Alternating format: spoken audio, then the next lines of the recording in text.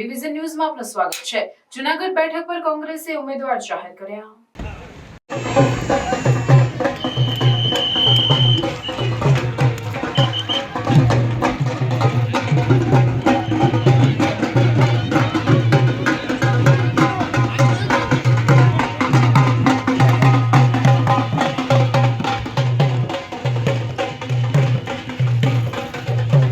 જૂનાગઢ બેઠક પર કોંગ્રેસનો હીરો ગણાતા હીરાભાઈ જોટવાને ઉમેદવાર જાહેર કર્યા। આ બેઠક પર ભાજપ અને કોંગ્રેસની ભારે રસાકસી જોવા મળશે। હીરાભાઈ જોટવાએ જૂનાગઢ બેઠકના મતદારોનો આભાર માન્યો।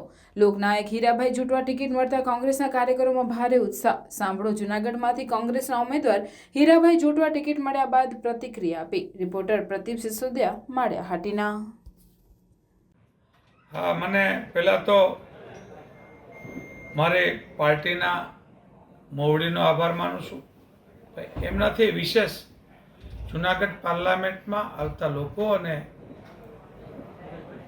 આખા સૌરાષ્ટ્રમાંથી છેલ્લા 4 દિવસથી એટલા બધા ફોનો આવ્યા આશીર્વાદના, અને એ બધા ખૂબ ખુશી હતા। અને એક જ વાત હતી કે હીરાભાઈ, તમે લડો, આ ચૂંટણી છે એ અમે તમારા માટે લડવાના છે। અને એટલે જ 101 આગેવાનો એક જ નામ લઈને અમદાવાદ ગયા હતા। સર્વસંમતિથી એક જ નામ ઉપર આવ્યા, અને એક નામ સર્વસંમતિથી થયું ત્યારે ચોક્કસપણે આ સીટ પ્રજા જ્યારે લડતી હોય ત્યારે મારી જીત નિશ્ચિત છે, એમાં કોઈ શક નથી। જોકે આપ જોઈ શકો છો કે ગયા વખતે માત્ર 1.5 લાખ જેવા મતોનો ફરક હતો, એટલે કે 75,000 મત ફરે તો સ્વાભાવિક રીતે ગયા વખતે હારી જાત। સાથે સાથે ગઈ ધારાસભાની ચૂંટણીનું કેલ્ક્યુલેશન કરીએ તો આપ પાર્ટી અને કોંગ્રેસ પાર્ટીના મતો અત્યારે એલાયન્સ છે, અને એ પ્રમાણે આમ પણ આરામથી જીતી જાય છે।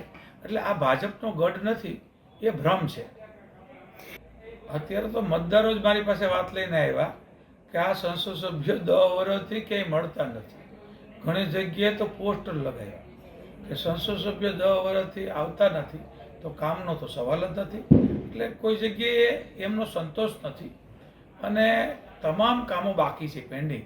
એટલે ખૂબ કામય કરવા પડશે, અને હું એ કામ કરીશ, એ પ્રજાને વિશ્વાસ છે, અને મને મારી જાત ઉપર વિશ્વાસ છે કે આ બધા એમના 10 વર્ષના પેન્ડિંગ કામો છે પ્રાયોરિટીના ધોરણે હું પહેલાં પૂરા કરીશ।